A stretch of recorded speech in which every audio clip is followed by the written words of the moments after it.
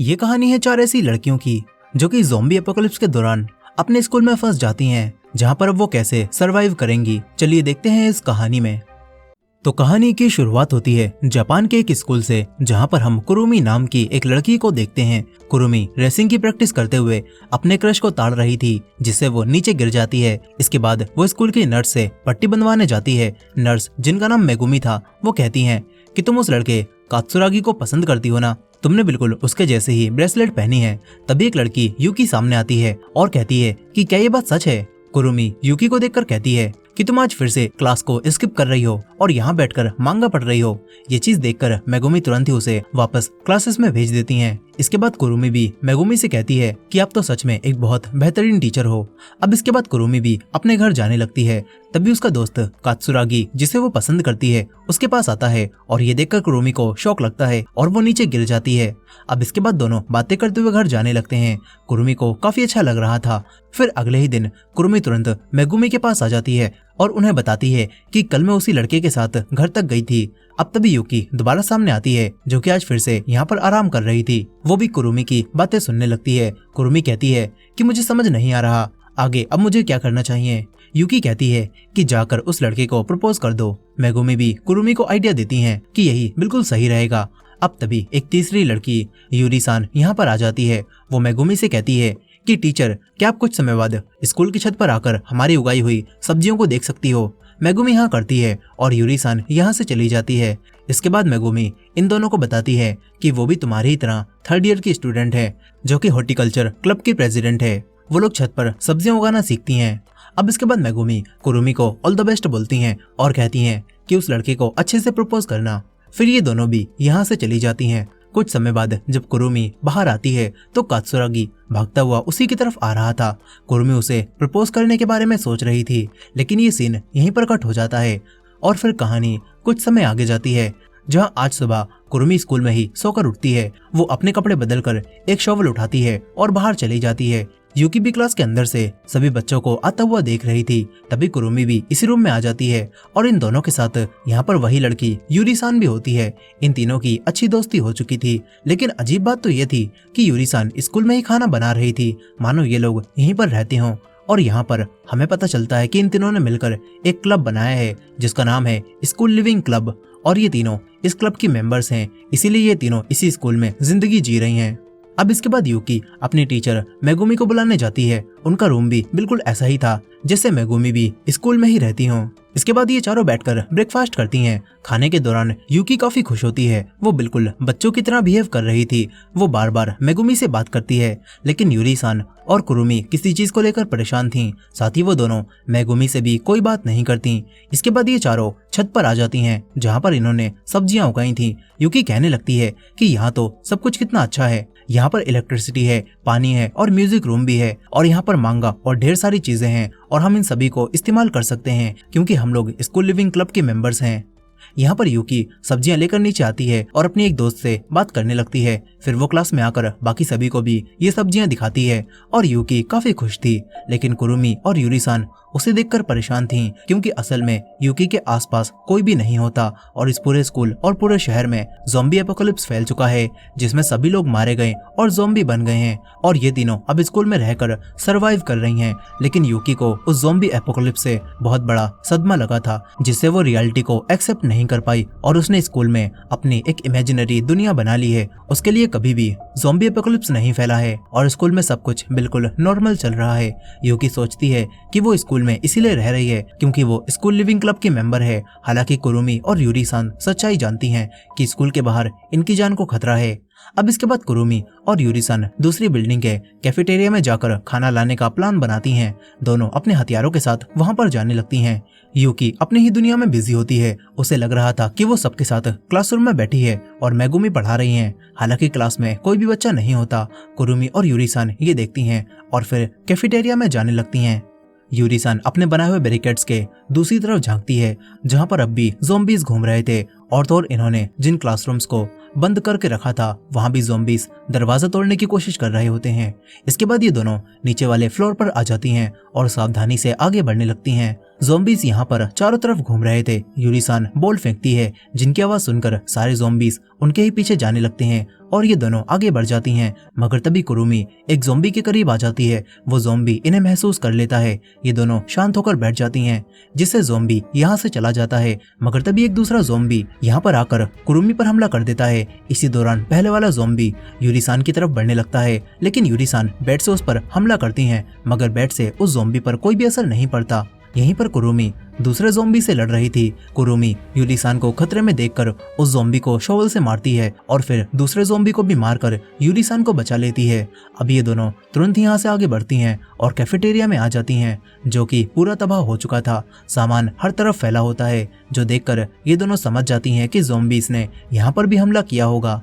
अब इसके बाद इन्हें यहाँ पर काफी सारा सामान मिलता है। दोनों सामान लेने लगती हैं।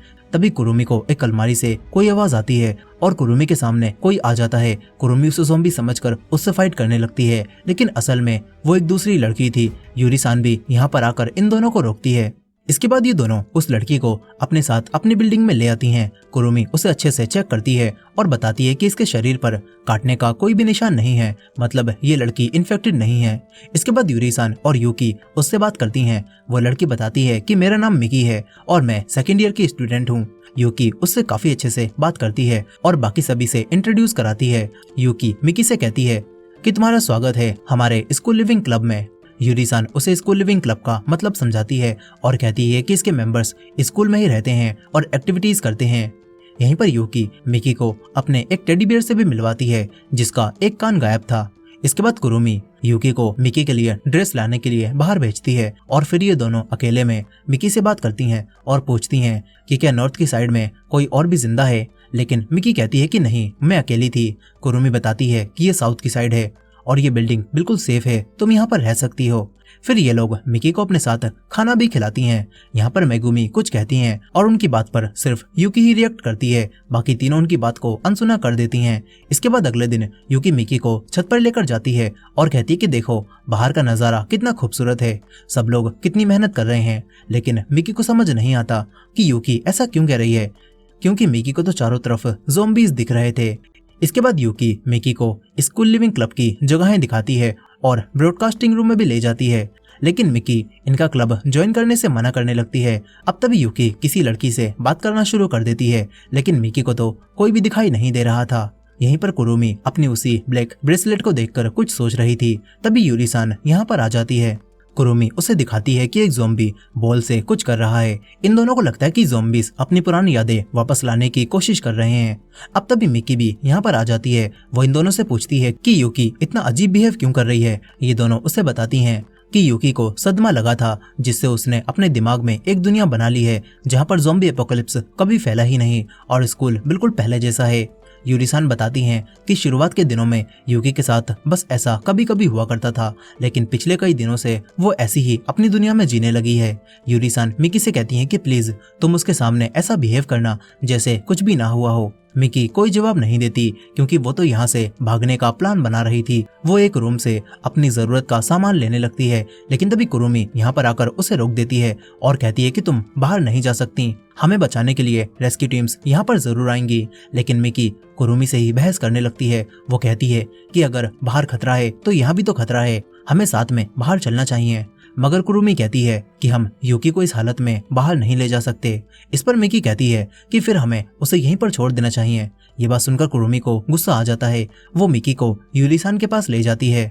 यूरी-सान मिकी को समझाने लगती है कि यहीं पर रहना ठीक है, लेकिन मिकी लगातार बहस करे जा रही थी। यूकी भी बाहर खड़ी होकर इनकी बातें सुन रही थी, लेकिन उसे ऐसा लग रहा था कि ये लोग किसी दूसरी बात पर बहस कर रहे होंगे। और तभी मेगुमी यहाँ पर आकर यूकी को ले जाती है।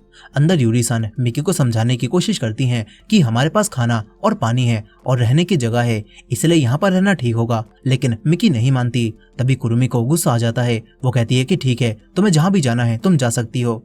यूरी-सान कुरुमी को ऐसा बिहेव करने से मना करती है। मिकी भी कहने लगती है कि मैं तुम्हारी तरह नहीं हूँ, मैंने कैफेटेरिया में अकेले सरवाइव किया है, मैं ज़ॉम्बीज के बीच लड़ी हूँ, लेकिन तुम लोग तो यहाँ पर आसानी से जी रहे हो। तभी यूरी-सान कहने लगती है कि ये जगह शुरुआत में ऐसी नहीं थी, हमने कई दिनों की मेहनत के बाद इसे ऐसा बनाया है। तभी हमें उसी दिन का सीन दिखाया जाता है जब एपोकलिप्स पहली बार फैला था। यूरिसान मेगुमी और बाकी लड़कियों के साथ अपनी क्लब की एक्टिविटी कर रही थी और तभी पूरे स्कूल में शोर होने लगा। बच्चे एक दूसरे को काटकर ज़ॉम्बी बनाने लगे। ये वही दिन था जब कुरुमी कात्सुरागी को प्रपोज करने वाली थी। कात्सुरागी उसकी तरफ भागता हुआ आ रहा था। कुरुमी खुश थी, लेकिन तभी कात्सुरागी उसे भी भागने के लिए कहता है और तब कुरुमी को एहसास होता है कि यहाँ तो कुछ और ही चल रहा है। और तभी एक लड़की ऊपर से गिरती है। कात्सुरागी कुरुमी के पास आकर उससे पूछता है कि तुम ठीक तो हो ना। अब तभी वही लड़की जो नीचे गिरी थी वो ज़ॉम्बी बन जाती है। ये दोनों तुरंत ही ऊपर की तरफ भागते हैं, लेकिन इसी दौरान और स्टूडेंट्स जो कि ज़ॉम्बी बन चुके थे वो इन पर हमला कर देते हैं। एक लड़की कुरुमी को काटने वाली थी, लेकिन कात्सुरागी अपने हाथ से उसे बचा लेता है, लेकिन वो लड़की कात्सुरागी के हाथ पर काट लेती है। ऊपर यूरिसान और मेगुमी छत पर थीं और वो दोनों नीचे देखती हैं और हर तरफ ज़ॉम्बीज़ ही ज़ॉम्बीज़ थे।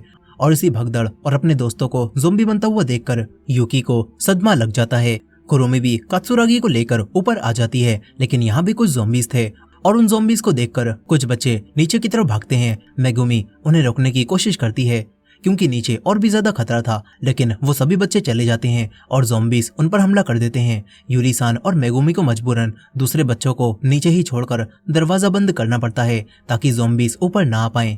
इसके बाद ये लोग किसी तरह से ऊपर आए ज़ॉम्बीज़ को मारती हैं। यहीं पर कुरुमी भी अब कात्सुरागी के पास थी, लेकिन अब कात्सुरागी उसके सामने ही ज़ॉम्बी बन जाता है और मजबूरी में अब कुरुमी को अपने ही प्यार को मारना पड़ता है। प्रेजेंट टाइम में यूरिसान मिकी को ये सब बताती है और कहती है कि हमने भी बहुत कुछ सहा है। यूरिसान कहती है कि हमारी हिम्मत बढ़ाने के लिए हमारी एक टीचर मेगुमी ने ये क्लब बनाया था ताकि इसकी मेंबर्स बनने के बाद हमें एक उम्मीद मिल सके। यूरिसान कहती है कि तुम्हें यूकी भले ही एक पागल लगती हो, लेकिन उसका हमेशा यूं खुश रहना और हंसते हुए बातें करना हमें बहुत ज्यादा हिम्मत देता है। लेकिन इतनी सारी बातें सुनने के बाद भी मिकी इनसे सहमत नहीं होती और चली जाती है। इसके बाद रात में यूरिसान दुखी होकर रो रही थी। कुरुमी उसे संभालती है। फिर इसके बाद अगले ही दिन अचानक से माइक में एक म्यूजिक बजने लगता है और सारे ज़ॉम्बीज़ उस आवाज की तरफ जाने लगते हैं। कुरुमी और यूरिसान आवाज सुनकर समझ जाती हैं कि ब्रॉडकास्ट रूम से ही किसी ने म्यूजिक को प्ले किया है। कुरुमी तुरंत ही वहां पर जाने लगती है। यहीं पर मिकी जब देखती है कि सारे ज़ॉम्बीज़ म्यूजिक की आवाज सुनकर उसी तरफ जा रहे हैं तो मिकी यहाँ से भागने लगती है, लेकिन तभी यूकी यहाँ पर आ जाती है और पूछती है कि मिकी तुम कहाँ पर जा रही हो। मिकी कहती है कि मैं स्कूल छोड़कर जा रही हूँ। यूकी उससे कहती है कि तुम इस तरह स्कूल से नहीं जा सकती। तभी मिकी उससे चीख कर कहती है कि स्कूल अब खत्म हो चुका है और इस तरह बिहेव करना बंद करो। लेकिन यूकी को समझ नहीं आता कि स्कूल खत्म हो गया, इसका क्या मतलब है। वहीं पर यूरिसान और कुरुमी तुरंत भागकर ब्रॉडकास्ट रूम में आती हैं और म्यूजिक को बंद कर देती हैं। ये दोनों समझ जाती हैं कि मिकी ने यहाँ से भागने के लिए ऐसा किया होगा। वहीं पर मिकी के पास एक गाड़ी की चाबी थी, लेकिन उसे समझ नहीं आता कि ये चाबी आखिर किस गाड़ी की है। और तभी ज़ॉम्बीज़ इनकी तरफ आने लगते हैं। मिकी यूकी को छुपने के लिए कहती है और बाकी ज़ॉम्बीज़ से लड़ने लगती है। ज़ॉम्बीज़ काफी ज्यादा थे और कुरुमी और यूरिसान भी ये देखती हैं। कुरुमी इनकी मदद के लिए जाने लगती है। यहीं पर मिकी यूकी को लेकर एक कार के ऊपर चढ़ जाती है, लेकिन ज़ॉम्बीज़ इनके चारों तरफ आ जाते हैं। ये देखकर मिकी को वो पल याद आने लगता है जब वो अपनी दोस्त के साथ एक अलमारी पर चढ़ी हुई थी, लेकिन ज़ॉम्बीज़ ने इन्हें चारों तरफ से घेर रखा था और फिर उन ज़ॉम्बीज़ ने मिकी की दोस्त को भी नीचे खींच लिया। मिकी अपनी दोस्त को बचाने के लिए कुछ भी नहीं कर पाई थी। मिकी को वही पल याद आ रहा होता है जिससे वो अपना आपा खोने लगती है। मगर तभी कुरुमी यहाँ पर आ जाती है। वो सारे ज़ॉम्बीज़ का ध्यान अपनी तरफ भटकाती है और इनसे भागने के लिए कहती है, लेकिन यूकी नहीं भाग रही थी। और ये देखकर यूरिसान तुरंत ब्रॉडकास्ट रूम में आती है और स्कूल के स्पोर्ट्स फेस्टिवल का म्यूजिक प्ले कर देती है। और उस म्यूजिक को सुनकर यूकी को ऐसा लगता है कि रेस चल रही है। यूकी अब मिकी के साथ यहाँ से भागने लगती है। इसी दौरान कुरुमी भी ज़ॉम्बीज़ को मारती है। यहीं पर मिकी समझ जाती है कि यूकी को कौन सी दुनिया दिख रही है। इसके बाद ये तीनों भागती हुई तुरंत बिल्डिंग के अंदर घुस जाती हैं और बैरिकेड्स लगा देती हैं।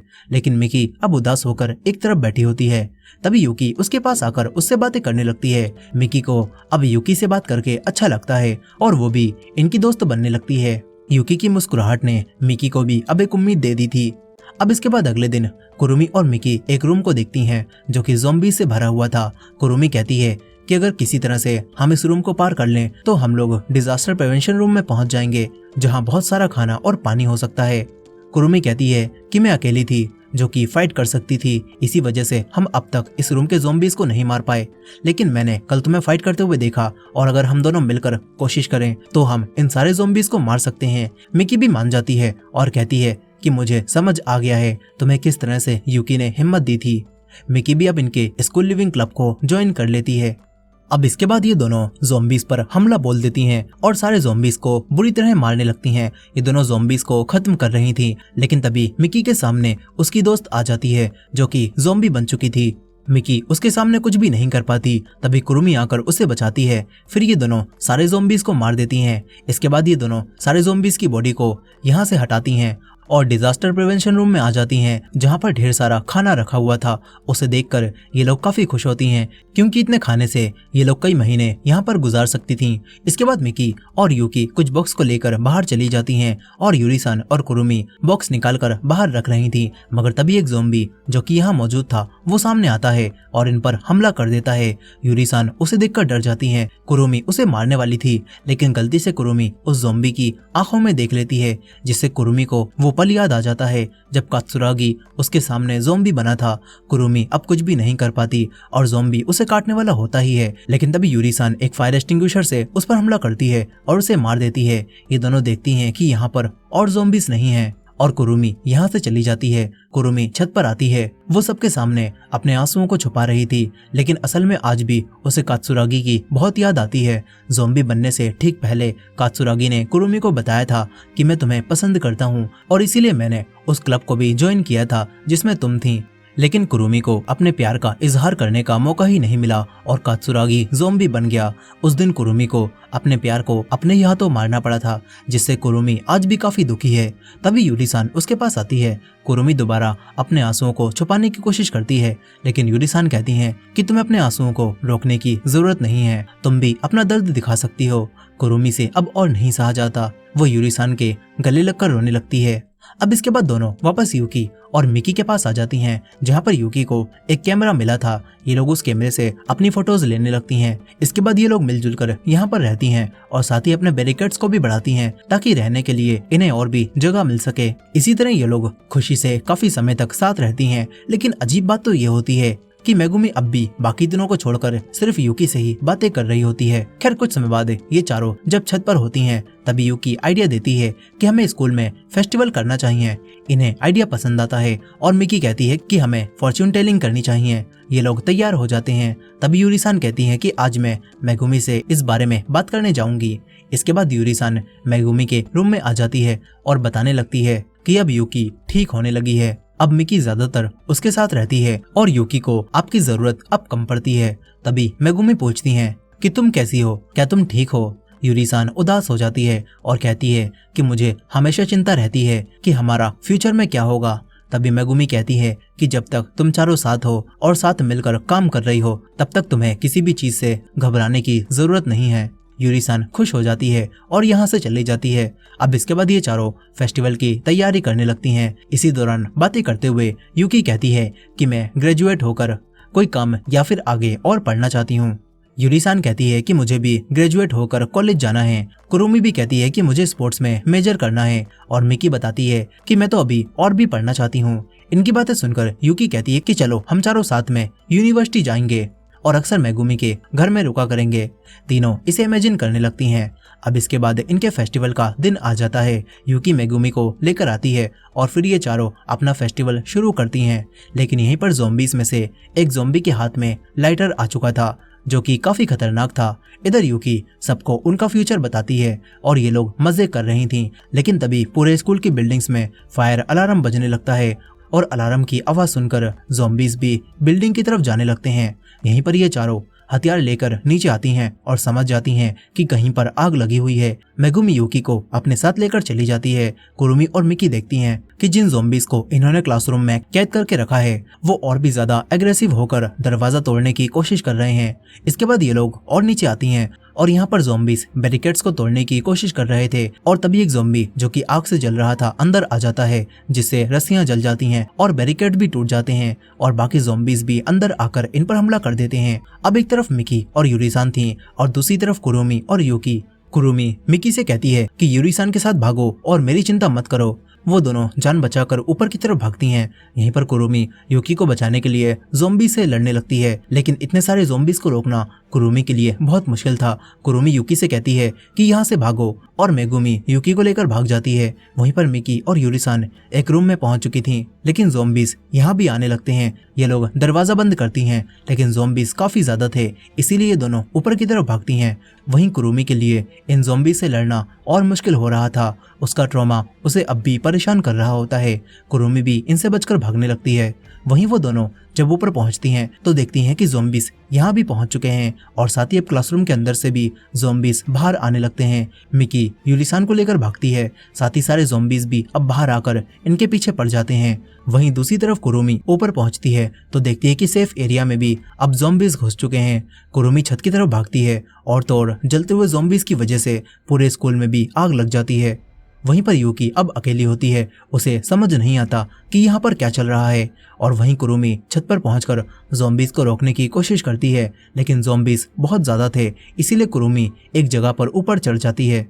वहीं वो दोनों ज़ॉम्बी से बचती और उन्हें मारती हुई अपने क्लब रूम में आ जाती हैं और दरवाजे को सामान से ब्लॉक करने लगती हैं। तभी यूरी-सान अपनी हिम्मत भी खोने लगती है। मिकी उसे संभालती है, लेकिन यूरी-सान कहती है कि मिकी, मैं जानती हूँ अगर मैं तुम्हारे साथ ना होती तो तुम तो कब की ज़ॉम्बी से बच जाती, इसीलिए मुझे छोड़ दो और अपनी जान बचाओ। मगर मिकी यूरी-सान को छोड़कर जाने से मना कर देती है। ये दोनों मिलकर दरवाजे को ब्लॉक करने लगती हैं। वहीं बाहर जिन ज़ॉम्बीज में आग लग चुकी थी वो अब मरने लगते हैं और यहीं आग के धुएं की वजह से यूकी गिरकर बेहोश होने लगती है और तभी एक जलता हुआ ज़ॉम्बी यहाँ पर आ जाता है। इधर जलते हुए ज़ॉम्बीज दरवाजा भी तोड़ देते हैं और मिकी और यूरी-सान पर हमला कर देते हैं। वहीं कुरुमी भी चारों तरफ से ज़ॉम्बी से घिर चुकी थी, साथ ही उसका हथियार भी अब उससे दूर गिर गया था। कुरुमी अब कुछ भी नहीं कर पाती और हिम्मत हारने लगती है, मगर तभी उसके सामने कात्सुरागी आता है। कात्सुरागी कुरुमी से कहता है कि तुम कभी भी हिम्मत नहीं हारती थी और यही चीज देखकर मैं तुम्हारे प्यार में पड़ गया था,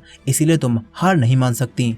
फिर कुरुमी भी कात्सुरागी को बता देती है कि मैं भी तुमसे बहुत प्यार करती हूँ। कात्सुरागी उसे अपनी ब्रेसलेट देता है और फिर कुरुमी होश में आ जाती है। कुरुमी में अब दोबारा से हिम्मत आ चुकी थी। वो कहती है कि मैं कभी भी हार नहीं मानूंगी। वो लंबी छलांग लगाकर नीचे आती है और अपना हथियार उठाकर ज़ॉम्बीज को मारने लगती है। कुरुमी सभी ज़ॉम्बीज को मारती हुई क्लब रूम के पास आ जाती है, जहाँ रास्ते में उसे कई सारे ज़ॉम्बीज दिखते हैं जो जलकर मर चुके थे। लेकिन कुरुमी देखती है कि उनका क्लब रूम भी जल चुका है और साथ ही मिकी और यूरी-सान भी जलकर मर गई हैं। कुरुमी को काफी ज्यादा दुख होता है, लेकिन तभी उसे आवाज आती है। मिकी और यूरी-सान अब भी जिंदा थीं। मिकी हमला कर रहे ज़ॉम्बीज को रोकने की कोशिश कर रही थी और ये देखकर कुरुमी उन ज़ॉम्बीज को पीछे खींचती है और मिकी को हथियार देती है। मिकी उस हथियार से ज़ॉम्बी को खत्म कर देती है। इधर दूसरा ज़ॉम्बी कुरुमी को मार रहा था, लेकिन कुरुमी भी किसी तरह से अपना हथियार उठाकर उसे भी खत्म कर देती है। ये तीनों जिंदा बचकर काफी खुश होती हैं, लेकिन कुरुमी पूछती है कि यूकी कहाँ पर है। ये लोग समझ जाती हैं कि यूकी अकेली हो गई है, लेकिन कुरुमी कहती है कि यूकी अपनी टीचर मेगुमी के पास गई होगी। इधर यूकी को होश आता है, जहाँ सारे ज़ॉम्बीज जले पड़े हुए थे और तभी मेगुमी उसके सामने आती हैं, जो उसे एक रूम में लेकर जाती हैं। यूकी इस रूम में आती है तो उसे अपने टेडी बियर का वही दूसरा कान मिलता है और अब यूकी को सब कुछ याद आने लगता है। दरअसल जिस दिन ये एपोकलिप्स फैला था उसके कुछ समय बाद ही ये तीनों अपनी टीचर के साथ इस रूम में आई थीं ताकि सामान ले सकें, लेकिन एक ज़ॉम्बी ने इनके ऊपर हमला कर दिया था जिसमें टेडी बियर का कान अलग हो गया था। साथ ही ज़ॉम्बी से यूकी को बचाने के चक्कर में मेगुमी को एक ज़ॉम्बी ने काट लिया था। फिर मेगुमी ने यहीं पर रुककर इन्हें वापस भेजने का फैसला किया और खुद को इस कमरे में लॉक कर लिया था ताकि वो ज़ॉम्बी बनकर इन्हें चोट ना पहुंचाए। मेगुमी के अलग होने से इन तीनों को भी काफी दुख हुआ था और यूकी को एक और सदमा पहुंचा था। वो रियलिटी को एक्सेप्ट नहीं कर पाई थी, इसीलिए उसने अपनी इमेजिनरी मेगुमी बना ली थी जिनसे हमेशा वो बातें करती रहती थी और यही वजह थी कि मेगुमी अभी तक यूकी के अलावा किसी और से बातें नहीं कर रही थी, क्योंकि असल में इस पूरे टाइम में मेगुमी इनके साथ थी ही नहीं। अब इसके बाद प्रेजेंट में यूकी इस रूम में असली मेगुमी को देखती है जो कि ज़ॉम्बी बन चुकी थी। यहीं वो तीनों भी यूकी को ढूंढती हुई इसी रूम में आ जाती हैं और देखती हैं कि यूकी और मेगुमी दोनों यहाँ पर हैं। कुरुमी यूकी को ज़ॉम्बी मेगुमी से दूर हटने के लिए कहती है, लेकिन यूकी कहती है कि कोई बात नहीं। इसके बाद ये लोग देखते हैं कि मेगुमी ने ज़ॉम्बी बनने से पहले अपने आप को रस्सी से बांध लिया था ताकि वो किसी को भी चोट ना पहुंचाएं। यहीं पर अब कुरुमी अपनी टीचर मेगुमी को इस दर्द से आजाद करने के लिए उन्हें मार देती है, जिससे इन चारों को और भी ज्यादा दुख होता है। अब अगले दिन ये अपना बचा हुआ सामान इकट्ठा करती हैं और इनके पास ज्यादा सामान नहीं बचा था और खाने पीने का सामान भी आग में जल गया था। और तो और यूकी भी अब अपनी इमेजिनरी दुनिया से बाहर आ गई थी और असली दुनिया उसके लिए काफी दर्द से भरी हुई थी। वो इन सभी से माफी मांगती है और कहती है कि मुझे माफ कर देना, मैं अब तक तुम पर बोझ बनी हुई थी। लेकिन यूरी-सान कहती है कि ऐसा नहीं है, तुमने ही तो हमें हिम्मत दी थी। इसके बाद कुरुमी कहती है कि अब हमें ग्रेजुएट हो जाना चाहिए। ये चारों अब अगले दिन अपने लिए खुद एक ग्रेजुएशन सेरेमनी रखती हैं। यूरी-सान मेगुमी के रूम में आखिरी बार जाती है और उनसे इस तरह बात करती है जैसे मेगुमी उसके सामने ही हो। फिर इसके बाद ये चारों अपनी ग्रेजुएशन सेरेमनी मनाती हैं और इस स्कूल में बिताए हुए अच्छे पलों को याद करते हुए रोने लगती हैं। ये चारों एक दूसरे को ग्रेजुएशन सर्टिफिकेट देती हैं और इसके बाद ये लोग स्कूल से बाहर आ जाती हैं। स्कूल के आसपास अब एक भी ज़ॉम्बी नहीं थे क्योंकि यहाँ पर लगने वाली आग में स्कूल के सारे ज़ॉम्बीज मर चुके थे। ये लोग मेगुमी की कार में अपना सामान रखती हैं और कुरुमी कात्सुरागी को गुड बाय कहकर यहाँ से चली जाती है। ये चारों अपना सपना पूरा करने के लिए यूनिवर्सिटी जाने लगती हैं और इसी एंडिंग के साथ ये कहानी यहाँ पर खत्म हो जाती है। दोस्तों, आपको ये मूवी कैसी लगी कमेंट करके जरूर बताइएगा और ये वीडियो पसंद आई हो तो वीडियो को लाइक करके हाइप कर दीजिएगा और हमारे चैनल को भी सब्सक्राइब कर लीजिएगा। मिलते हैं नेक्स्ट वीडियो में।